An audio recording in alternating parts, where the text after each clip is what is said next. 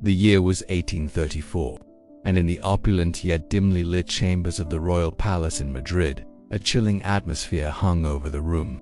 The grandest of Spanish palaces now echoed with the sound of death. King Ferdinand VII, the infamous monarch who had ruled Spain with an iron fist, was dead. But even in death, Ferdinand's legacy would not be confined to the typical ceremonial remembrance. The royal physician, summoned to Ferdinand's deathbed, entered the room with a heavy heart, for he knew the task before him was far from ordinary. Queen Maria Cristina, his widow and the regent of Spain, stood at the foot of the bed with tears in her eyes. In a moment of grief and finality, she made a request that would haunt the physician forever: to preserve the body of Ferdinand in a manner that would ensure his anatomical condition was kept for medical study. What lay beneath the silk sheets, however, was not just a man but a symbol of royal excess and dysfunction. The king's physical deformity, something long whispered about in court corridors, was now to be preserved for history. Ferdinand's most infamous trait, his grotesquely oversized genitalia, was not just a source of ridicule but had shaped the man, the king, and the kingdom he left behind. As the physician approached the body, the cold chill in the air was matched only by the stark reality that Ferdinand's reign had in many ways been defined by the deformity that had both humiliated and tormented him. The physical deformity, once an embarrassing secret, would now be preserved as the final monument to his troubled rule. To understand the deep psychological and political turmoil that Ferdinand VII endured, one must first examine the physical anomaly that haunted him throughout his life. Ferdinand was born into a cursed legacy of inbreeding, a practice so entrenched in royal bloodlines that it was almost destined to cause genetic chaos. The Spanish Habsburgs and Bourbons, in their efforts to preserve power, intermarried for generations, creating a toxic cocktail of mental and physical deformities. Ferdinand's deformity manifested in the most personal and humiliating of ways.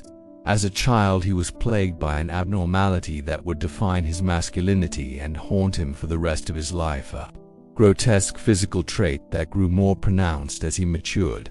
His member, described by contemporary physicians as massive and bizarrely shaped, became the subject of court gossip and, worse, a deep source of his shame. What Ferdinand could not escape, even in his most private moments, was the knowledge that his body, rather than his mind, would become the defining feature of his legacy. The whispers around the court, the jokes behind his back, and the looks exchanged between servants all served to remind him that he was no ordinary king. He was an object of ridicule, not only for his tyranny but for the body that bore the marks of royal corruption. As he came of age, his condition only worsened, and Ferdinand was forced to rely on a series of humiliating medical devices and marital aids, designed to help him function in the most basic of human interactions. These secretive solutions, created by the royal craftsmen and physicians, did little to ease Ferdinand's psychological torment. He could not escape the truth. His body was broken, and the most intimate aspects of his life had been transformed into a series of medical interventions. Ferdinand VII's story is not one isolated to his reign alone. His tragic fate was sealed centuries before his birth by the poisonous legacy of royal inbreeding, a practice that plagued Europe's most powerful families. The Habsburgs and Bourbons, in their zeal to preserve dynastic power, had intermarried for generations, blending bloodlines that were meant to keep the throne in the family but instead resulted in a genetic nightmare. Ferdinand's father, Charles IV, and his mother, Maria Luisa of Parma, were both products of first-cousin marriages. This genetic manipulation, intended to consolidate power and maintain the purity of the royal bloodline, was at the heart of Ferdinand's physical and mental suffering. The result was a prince born with not only a malformed body, but a mind that would mirror the dysfunction of his lineage. The Habsburg dynasty, once the most powerful in Europe, had long been synonymous with physical deformity. Prominent Habsburgs were often noted for their facial abnormalities, such as the infamous Habsburg jaw. But Ferdinand's deformity, which went far beyond a simple genetic trait, served as a symbol of a dynasty in decline, a family whose obsession with preserving blood purity had led to devastating consequences for their heirs. From the moment Ferdinand VII was born on October 14, 1784, at the Escorial Palace, his life was marked by the shadow of royal dysfunction. The Spanish court, a world of opulence and power, failed to shield him from the cruelty that would shape his existence. His father, Charles IV, was a weak, indecisive ruler, more concerned with hunting than governing. His mother, Maria Louisa of Parma, was an indulgent woman, given to public affairs and scandalous affairs of her own. Ferdinand's childhood was one of neglect, while Charles IV retreated into his personal hobbies. Maria Louisa's affair with Manuel Delgado, Spain's de facto ruler, meant that Ferdinand was raised in an environment devoid of love, affection, or parental guidance. His early years were spent in isolation, with only tutors and servants for company. His deformity became apparent early on, and it became a cruel reminder that he was different, a constant source of ridicule among the courtiers and servants. But it was not just his physical condition that made Ferdinand an object of mockery. It was the psychological neglect that left him emotionally stunted. The absence of a strong, nurturing relationship with his parents left Ferdinand with an innate distrust of others. His world was one of betrayal, first from his parents, and later from the subjects and courtiers who were meant to serve him. As Ferdinand entered adolescence, the whispers around him grew louder. Court physicians and foreign diplomats began documenting his deformity with clinical precision, though the language used betrayed the horror of his condition. Ferdinand's anatomical abnormality was so pronounced that it became a defining characteristic of his persona. For those around him, it was the thing they noticed first, and it was the thing they could never forget. The physicians who attended to Ferdinand described his condition with alarming frankness. One noted that his member was thin as a man's thumb at its base, thick as a fist at its extremity, and long enough to serve as a walking stick. The descriptions were not mere curiosities. They were humiliations, each word a reminder of the cruel joke that nature had played on the young prince. The psychological toll this took on Ferdinand was profound. In an age when male anatomy was judged by classical Greek standards, Ferdinand's abnormality set him apart as a freak, a ruler whose physical inadequacies became the source of endless mockery. Ferdinand, already insecure about his deformity, became more paranoid and withdrawn as he grew older. His self-esteem, already fragile, shattered under the weight of the court's gossip. He became cruel to those who served him, issuing arbitrary punishments to those who displeased him. But even in his cruelty, Ferdinand remained a prisoner of his own body. His reign, though marked by power, was ultimately defined by weakness, the weakness of a king whose body betrayed him at every turn. Ferdinand VII's condition became the subject of constant ridicule at the Spanish court, a court that was no stranger to gossip and intrigue. His deformity, far from being concealed, was the object of mockery that seeped into every corner of the palace. Courtiers, diplomats, and servants alike spoke in hushed tones about the royal anomaly, and even the trusted members of Ferdinand's own court were unable to hide their discomfort. The reaction to Ferdinand's physical condition was a complex one. To many, he was an embarrassment, a royal figure whose most intimate deformity had become a public spectacle. The courtiers' reactions ranged from whispered jokes to outright ridicule. Diplomats from other countries noted the curious condition of the Spanish prince, and passed the information back to their masters, who would later spread it across Europe. But the most devastating mockery came not from the outside world, but from within. Ferdinand's own subjects, those who swore loyalty to him, could not escape the temptation to laugh at the king who, despite his power, was physically and emotionally broken. The young king's deformity, once a source of hidden shame, became the talk of Europe. It was a public humiliation that Ferdinand could not escape, even within the confines of his royal palace. The court's laughter, the whispered remarks behind his back, and the discomfort of his family members pushed Ferdinand into a spiral of isolation and paranoia. His sense of self-worth, already fragile due to his upbringing, began to crumble under the weight of ridicule. The humiliation Ferdinand experienced in his youth laid the foundation for a reign marked by growing paranoia and increasing cruelty. As he ascended to the throne, Ferdinand sought to consolidate his power, but his insecurity and bitterness soon transformed his leadership style into something far darker.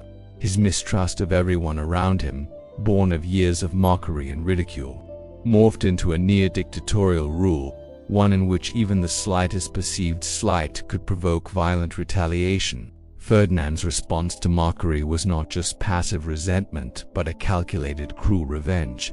Servants who dared to make even the faintest jest about his deformity found themselves punished often severely. Ferdinand became obsessed with maintaining his dignity, even at the expense of his relationships with his own family and courtiers. His rule was defined by fear and retribution. He became a tyrant, using his power to exact vengeance on those who mocked him, seeking to control every aspect of the court's behavior. It wasn't just his physical deformity that led to this. Ferdinand's psychological state was fractured. His childhood neglect, his public humiliation, and his inability to produce an heir formed a perfect storm of insecurity that manifested as a tyrannical need for control. He feared that anyone could be laughing at him behind his back, and so he began punishing those who even seemed to hold him in contempt. His paranoia grew so extreme that Ferdinand couldn't trust anyone, even those closest to him. When Ferdinand finally reached marriageable age, his deformity posed a new and daunting challenge. Despite his medical condition, royal duty required him to marry and produce an heir. His first wife, Princess Maria Antonia of Naples, was selected as a means of securing the bloodline, but the reality of their union would be anything but traditional. From the very first night of their marriage, the court was aware that Ferdinand's physical condition would require special accommodations. Maria Antonia's wedding night, once a grand affair in the opulent tradition of royal weddings, soon devolved into an uncomfortable and medically supervised event. The palace was filled with physicians and royal attendants, all working to ensure that Ferdinand could function sexually without injuring his new wife. Special cushions, oils, and supports were discreetly arranged in the royal bedchamber, making it clear that what was supposed to be a romantic and intimate event was instead a clinical procedure. The custom-made cushions were not designed for comfort or pleasure but for survival. They were crafted to minimize the risk of injury and ensure that Ferdinand could somehow perform his royal duties. The physicians, already familiar with the king's condition, worked with alarming precision, adjusting the devices to accommodate his deformity. Maria Antonia, who entered the marriage full of naive expectations, was horrified by the scene that unfolded. The entire process, which should have been private and personal, became a medical spectacle. For Maria Antonia, the wedding night was not the fairy tale she had envisioned. As she entered the royal bedchamber, her first glimpse of Ferdinand's naked form sent her into a state of shock. One of the royal ladies in waiting described the scene in horror, recounting how the young princess screamed in terror, backing into a corner of the room as she pointed at Ferdinand in disbelief. She called him a monster, her voice trembling with panic. The sight of Ferdinand's grotesque deformity, with its alien proportions and bizarre shape, was too much for the sheltered princess to comprehend. Maria Antonia's reaction was not just one of revulsion, it was a psychological break. The once beautiful idealized version of her royal marriage shattered in an instant, leaving her to face the overwhelming reality of what her life would be like as Ferdinand's wife. For a young woman who had been raised in the strict confines of religious education, with little understanding of the practicalities of marriage, the physical and emotional trauma was unbearable. The marriage that began with high expectations became a nightmare for Maria Antonia, as Ferdinand's physical abnormalities transformed their intimate moments into a series of painful medical procedures. She was no longer a bride but a subject in a disturbing experiment, forced to endure a husband who was both physically and psychologically broken. What followed was not love but a ritualized ordeal, and Maria Antonia's emotional well-being began to deteriorate rapidly. The royal wedding night, instead of being a romantic affair, became a clinical operation that would set the tone for Ferdinand's marriage. As Ferdinand struggled with his deformity, it was clear that this was no ordinary union. His sexual dysfunction was so severe that it required the intervention of not just physicians, but specialized royal craftsmen, who had spent years designing the necessary tools and devices to allow Ferdinand to engage in marital relations without causing serious injury to his wife. Medical professionals in the room oversaw each stage of the procedure, They adjusted the cushions, applied oils, and ensured that the custom-made supports were in place. For Maria Antonia, the experience was a horrific one. Each adjustment, each medical tool used, reminded her that she was not a participant in an act of love, but rather in an ordeal of survival. The tension and trauma of the night were unbearable, leaving Maria Antonia emotionally and psychologically scarred. Meanwhile, Ferdinand's own psychological state deteriorated. Already paranoid about his condition, he became convinced that his wife's discomfort was a reflection of his own inadequacy. His anxiety and insecurity grew to unbearable levels, leaving him unable to see the harm his actions were causing to his new bride. The tragedy of this royal union was not just in the failed attempt to produce an heir, but in the deep psychological and emotional damage inflicted upon both Ferdinand and Maria Antonia. As the months passed, it became clear that Ferdinand's marriage to Maria Antonia was no fairy tale. It was a suffocating, ritualistic affair, each attempt at intimacy increasingly clinical and devoid of affection.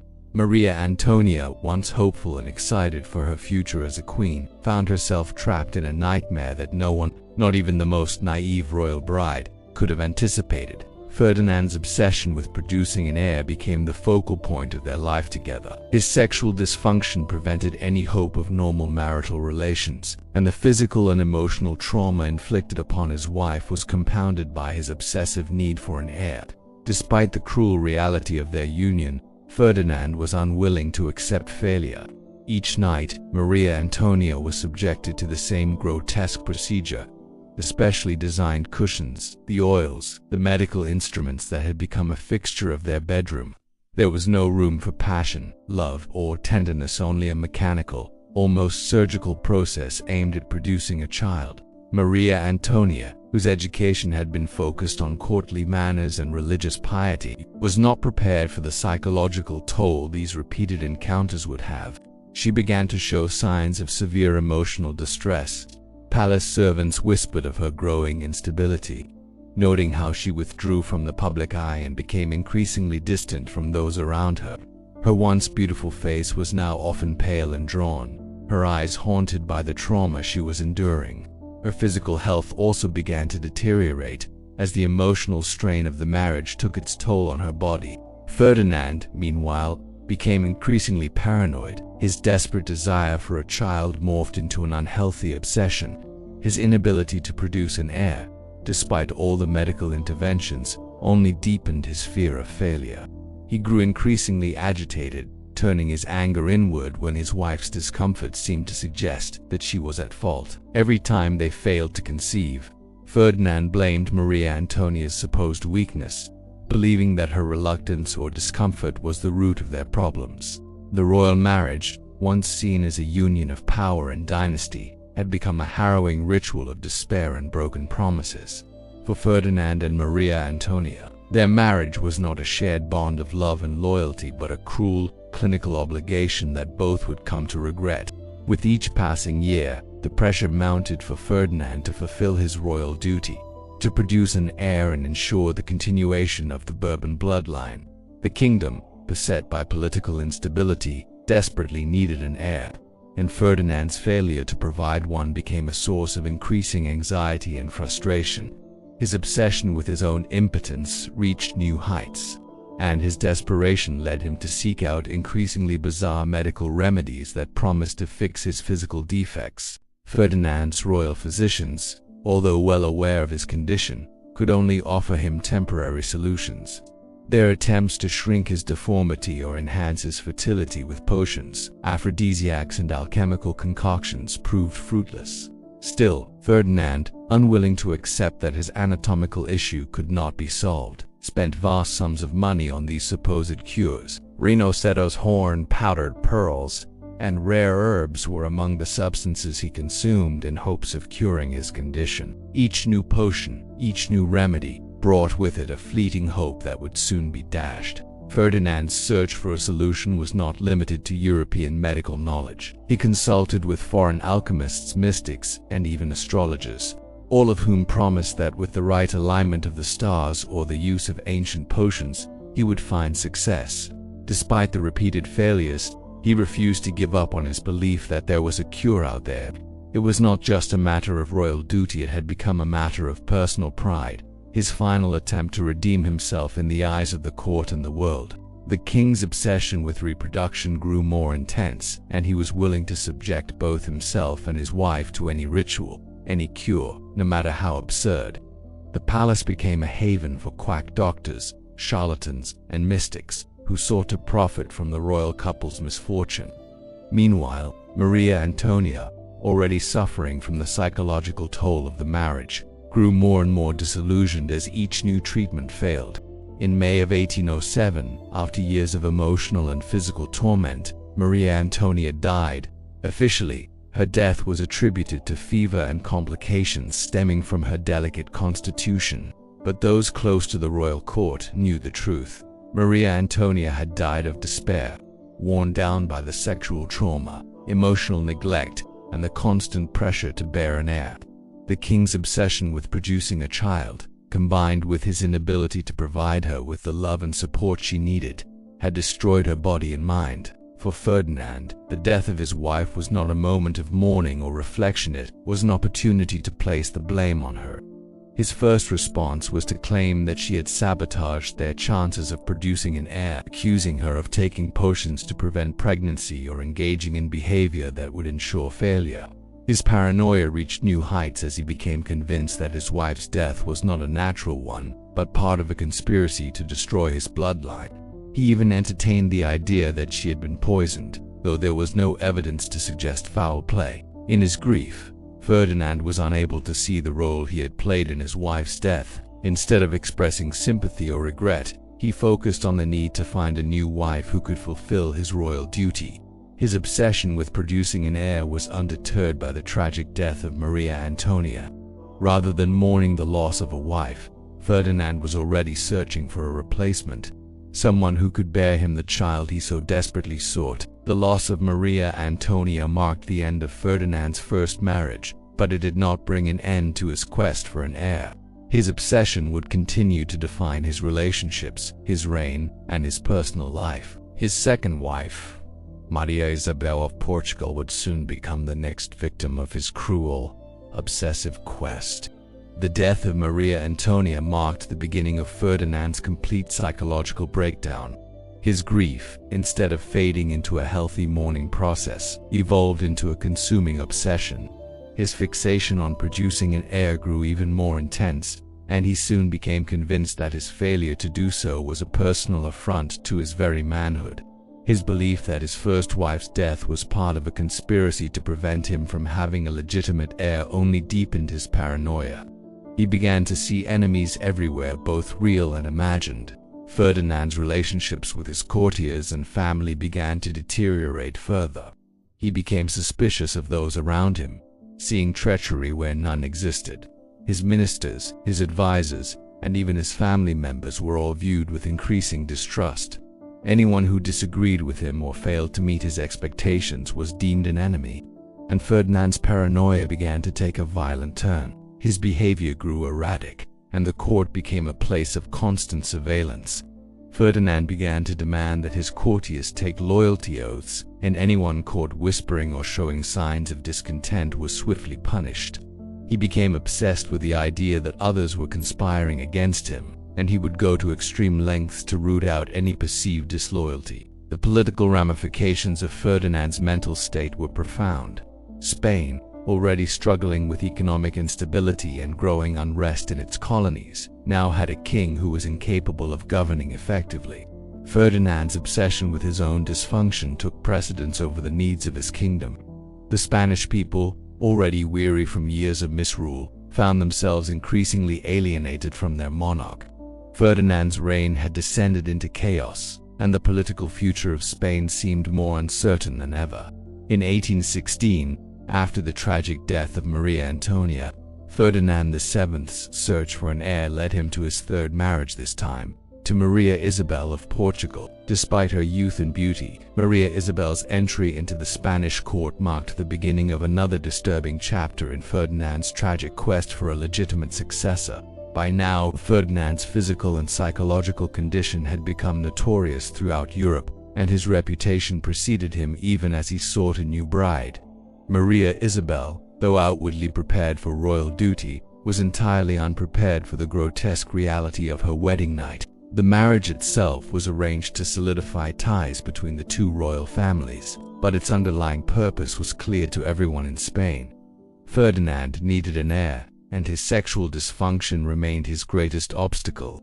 The court, already familiar with Ferdinand's bizarre marital aids and medical procedures, could only watch in horror as the royal wedding night unfolded into another spectacle of royal dysfunction. Maria Isabel, like Maria Antonia before her, found herself subjected to the same humiliating mechanical process. Ferdinand, unable to engage in normal marital relations, once again relied on his physicians and craftsmen to provide the special cushions, supports, and medical devices required for their consummation. The royal bedchamber, instead of being a space for intimacy, had become a clinical theater place where the king's sexual inadequacies were painfully on display for both his wife and the court to witness. Maria Isabel, like her predecessors, became the victim of Ferdinand's obsession. She quickly realized that this marriage was not about love or companionship but about royal duty. The physical and emotional toll on her was immediate. Ferdinand's obsession with producing an heir turned their marriage into a mechanical process devoid of affection or understanding. As the months passed without success, Ferdinand's paranoia grew, and he blamed his new wife for their failure to conceive. Maria Isabel's marriage to Ferdinand VII was a life sentence of suffering that no royal bride should have had to endure. From the very beginning, she was thrust into the role of a mere vessel for royal succession, her personal desires and needs ignored in favor of Ferdinand's insatiable obsession with producing an heir. Her physical and emotional health quickly deteriorated under the stress of this impossible situation. The royal physicians, already familiar with Ferdinand's deformity, were tasked with keeping the marriage intact. They created specialized cushions and support devices designed to help Ferdinand perform, but no matter how many times these rituals were repeated, the desired outcome was never achieved. Maria Isabel, a young woman filled with the naive hope that royal marriage would be an exciting new chapter, quickly found herself trapped in a ritualized nightmare that left her feeling empty, broken, and betrayed. Psychologically, the toll on Maria Isabel was just as severe. She had been raised to fulfill her royal duties without question, but nothing could have prepared her for the reality of her marriage. Ferdinand's obsessive clinical approach to intimacy left no room for affection, and his constant failure to produce an heir led him to blame her, accusing her of being incapable of fulfilling her role as queen. Maria Isabel became increasingly isolated in the palace, withdrawn from court life and public appearances. The physical strain of their failed attempts at intimacy left her fatigued, and she began to show signs of severe psychological distress. Her once vibrant personality was replaced with an almost lifeless demeanor, and she became a shadow of the young princess who had arrived at the Spanish court just a few years earlier. The psychological trauma that she endured in her marriage to Ferdinand was profound, and it would haunt her for the rest of her short life. By 1824, Maria Isabel's health had become precarious. The constant psychological and physical toll of her marriage to Ferdinand, coupled with the stress of repeated miscarriages, ultimately proved too much for her frail constitution. Maria Isabel died in 1824, officially from complications stemming from a long-standing illness. But many in the palace believed that it was the result of the toll her marriage had taken on her. Ferdinand, instead of mourning the loss of his wife, responded with a mixture of paranoia and obsession. His mind, already fragile from years of emotional turmoil, could not fathom that Maria Isabel's death was simply the result of her physical frailty. He became convinced that she had been murdered, either by political enemies or by her own hand, and he began to suspect that she had been involved in a conspiracy to prevent him from producing an heir. His grief was not one of sorrow but of rage, and it fueled his growing paranoia.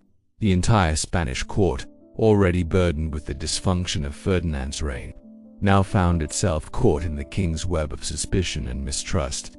Ferdinand's obsession with his wife's deaths grew to an unhealthy extreme, and he began ordering investigations into their deaths, interrogating courtiers and physicians for any evidence of foul play. In the wake of Maria Isabel's death, Ferdinand's mind fractured further. He turned his attention to finding a new wife, but his obsession with finding someone who could produce an heir became more desperate and twisted with each passing day. His pursuit of a successor had turned into an obsession that defined not only his personal life but his entire reign. Ferdinand's fourth marriage, to Maria Cristina of Naples, was surrounded by suspicion from the very beginning. The negotiations for their marriage were kept secret, and when Maria Cristina arrived in Spain in 1829, it quickly became apparent that her pregnancy was far advanced, too advanced to be the result of Ferdinand's previous marital efforts. In fact, it was widely believed that Maria Cristina was already pregnant by another man when she arrived in Madrid. But Ferdinand, desperate for an heir, chose to accept the child as his own. The marriage, though presented to the public as a royal union for the good of Spain, was, like all of Ferdinand's marriages, an act of desperation. Ferdinand, now a man in his 40s, was facing the possibility of never producing a legitimate heir. His obsession with fathering a child had become all-consuming, and Maria Cristina's pregnancy was a glimmer of hope in his otherwise tragic existence. Despite the obvious deception, Ferdinand accepted the child, Isabella II, as his own. The birth of Isabella in 1830 was celebrated as the long-awaited solution to Spain's royal succession crisis. But Ferdinand, knowing the truth, could not escape the nagging suspicion that the child might not be his. This uncertainty only deepened his paranoia and his already unstable mental state. As Ferdinand's reign progressed, so did his descent into paranoia. By the time of his fourth marriage to Maria Cristina, his mistrust of those around him had reached alarming levels. The king's obsession with producing a legitimate heir had not only consumed his personal life, but had bled into every corner of his rule. He was no longer just suspicious of his political enemies. His paranoia now extended to his own wife, Maria Cristina, who had entered the marriage with hopes of securing the Spanish monarchy, found herself under Ferdinand's constant surveillance. The king, convinced that his wife was somehow complicit in the deception of her pregnancy, began to spy on her every move. He employed a network of informants, ensuring that no conversation went unheard and no action went unnoticed. Ferdinand's obsession with his wife's every gesture became a haunting reality for Maria Cristina. Her letters were read, her visitors scrutinized, and even the smallest deviation from what Ferdinand deemed appropriate behavior was treated as evidence of treason. This deepening paranoia took a toll not only on Maria Cristina but on the entire court.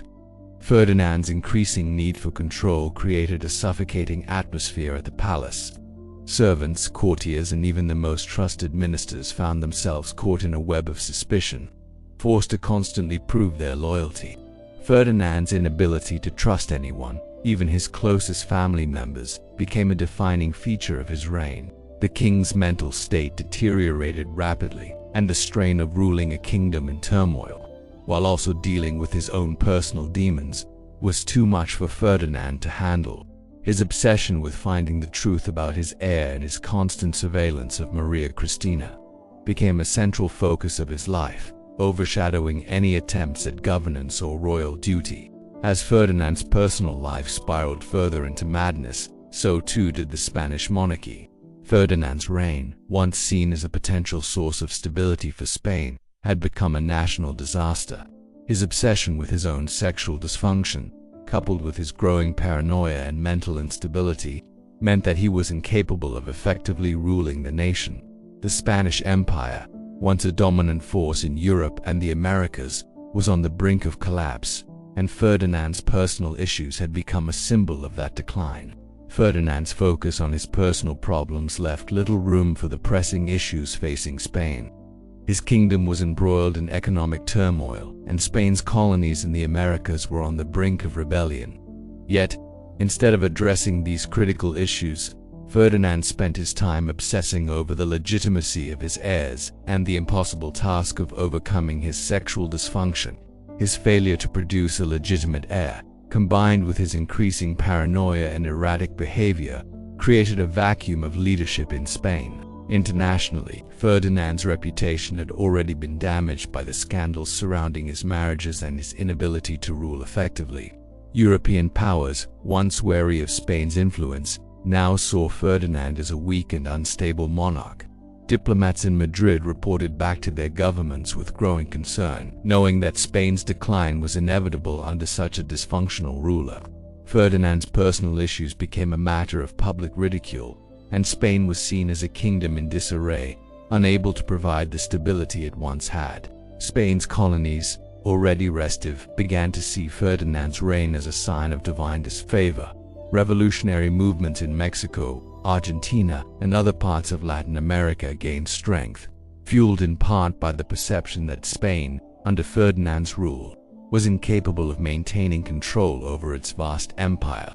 His failure to address the needs of his people, both domestically and abroad, meant that Spain's colonial territories were lost to independence movements, hastening the collapse of the Spanish Empire. Ferdinand's personal dysfunction, which he had long viewed as a private matter, had become a public disaster that had profound political consequences.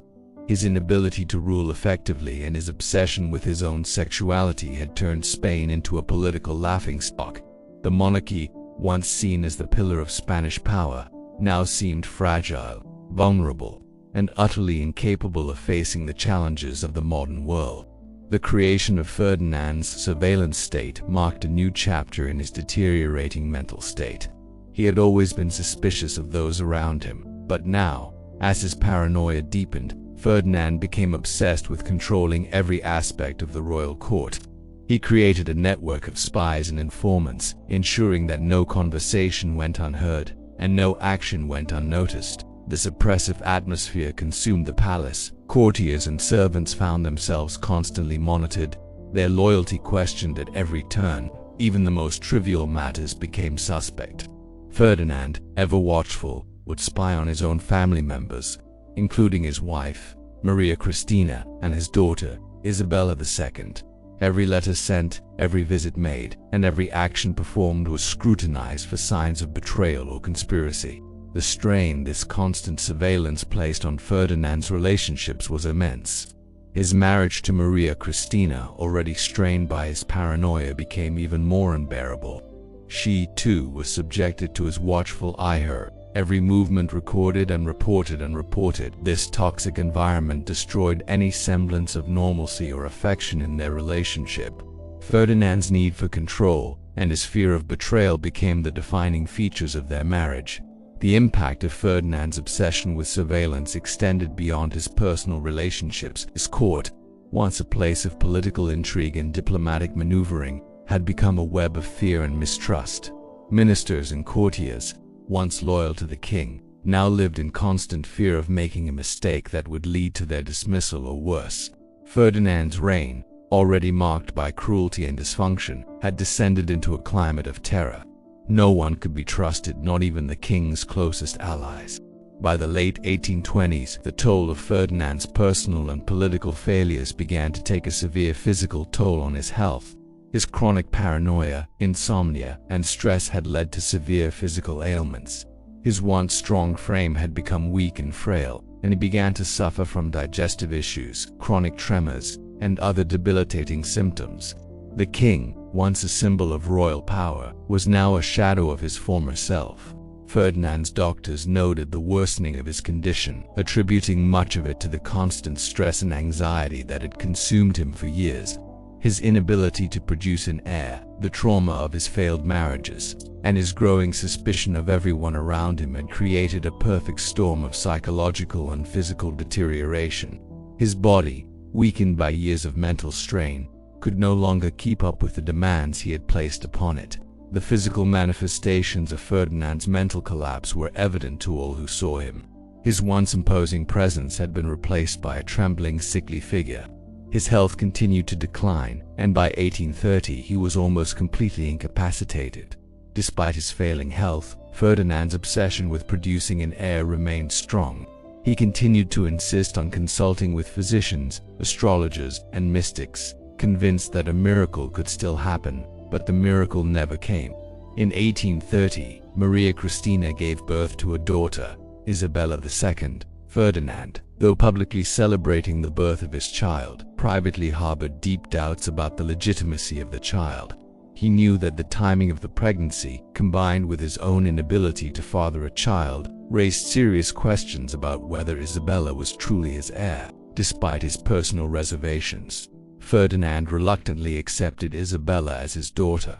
The birth of Isabella was hailed as a great victory, as it seemed to fulfill Ferdinand's lifelong goal of producing an heir to continue the Bourbon line.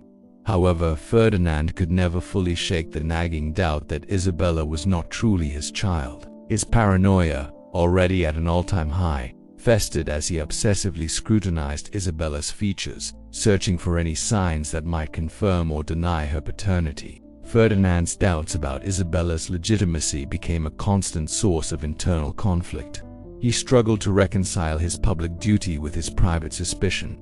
This tension, this internal battle, would haunt Ferdinand for the rest of his reign, and it would become a defining element of his relationship with his daughter. As Ferdinand VII's personal turmoil reached new heights, the political stability of Spain, already tenuous, began to unravel completely. The nation, once a proud empire that stretched across the Americas, was in a state of decline. The colonies, inspired by the independence movement sweeping across Europe and Latin America, were beginning to break free from Spanish control. Ferdinand's inability to address the growing crisis, both at home and abroad, left Spain vulnerable to further instability. Ferdinand's reign had become defined by his personal obsessions, his sexual dysfunction, his inability to produce an heir, and his growing paranoia. These issues overshadowed everything else, including the mounting economic crises that threatened the kingdom.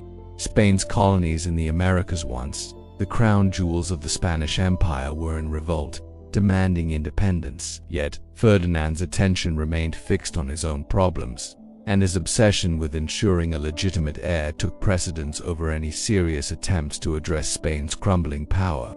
The royal court, once a center of political intrigue and diplomacy, had descended into chaos.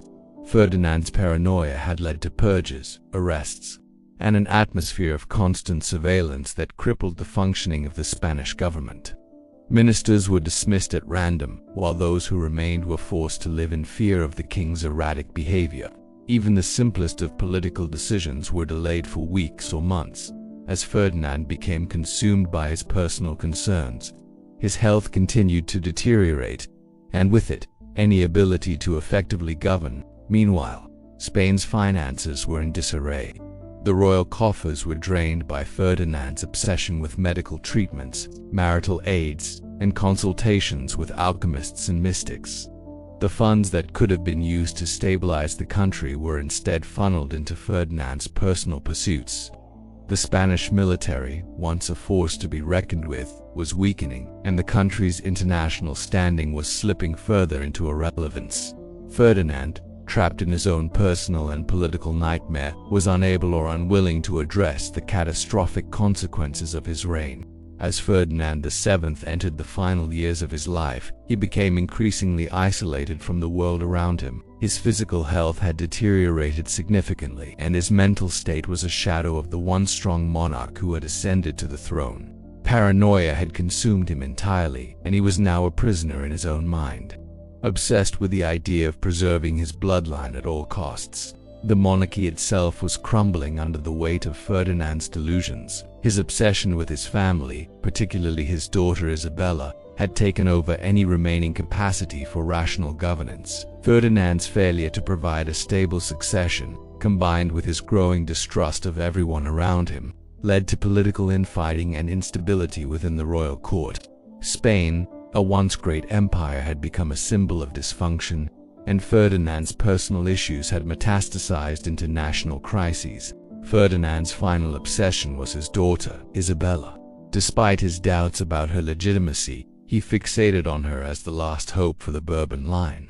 His delusions about Isabella's paternity only deepened, and he became convinced that she, too, was part of a conspiracy to undermine his reign. He increasingly isolated her from the court, viewing her as both his heir and a potential threat to his legacy.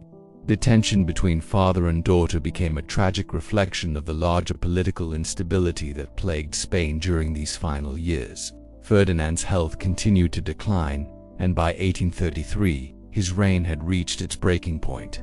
His final days were filled with confusion, as his mind and body slowly gave way to the toll of decades of stress, paranoia, and personal dysfunction.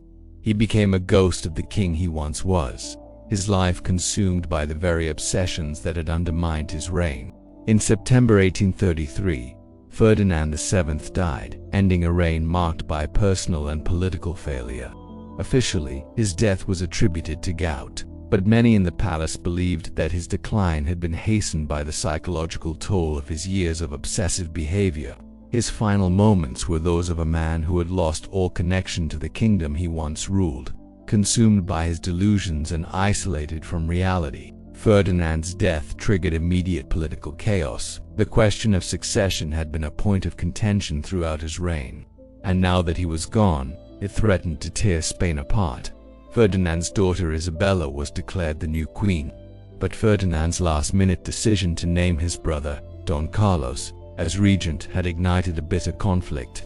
The Carlist Wars, a series of civil wars fought over the rightful heir to the Spanish throne, would ensue, leaving Spain embroiled in decades of violence and instability. The impact of Ferdinand's reign was felt long after his death. His personal dysfunction had become a national tragedy, and his inability to produce a legitimate heir or govern effectively had set Spain on a path of division and turmoil.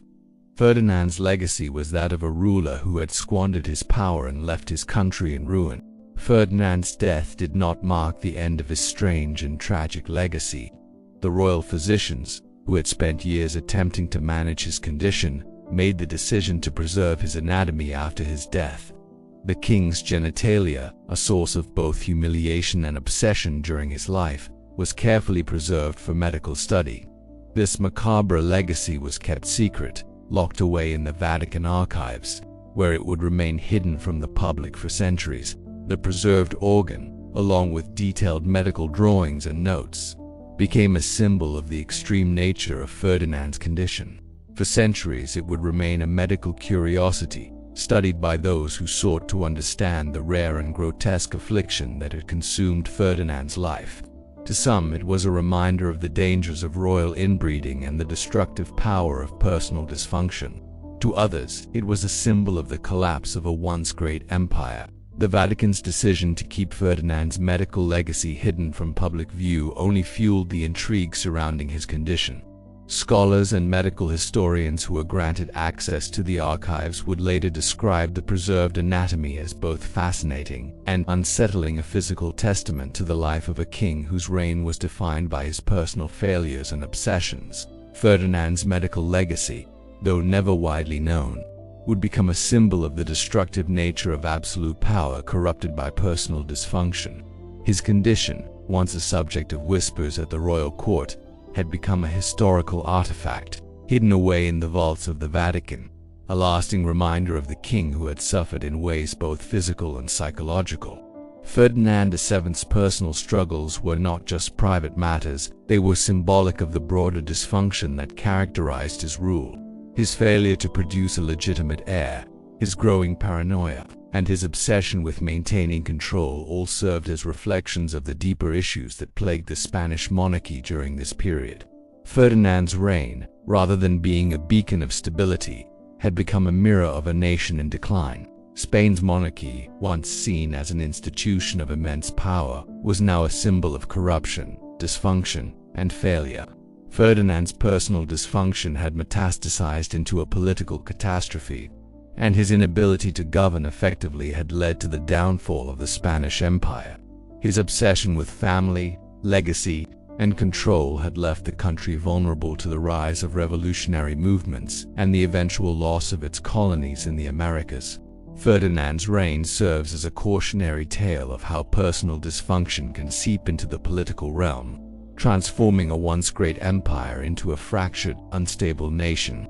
The king's obsession with his own body and bloodline became the metaphor for the decay of a royal family and the eventual collapse of Spain's political power.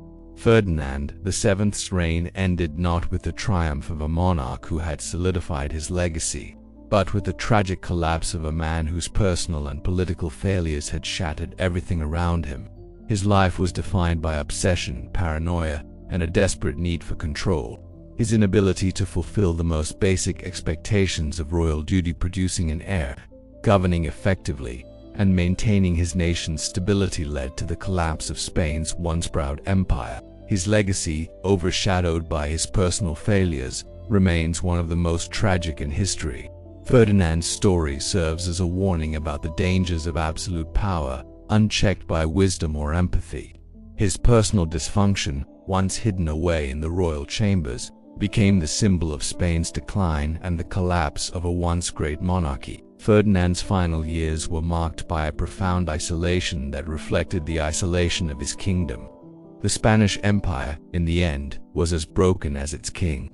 The consequences of his reign, a kingdom torn apart by war, revolution, and misrule, left Spain struggling for generations to recover from the intimate disasters of his troubled reign.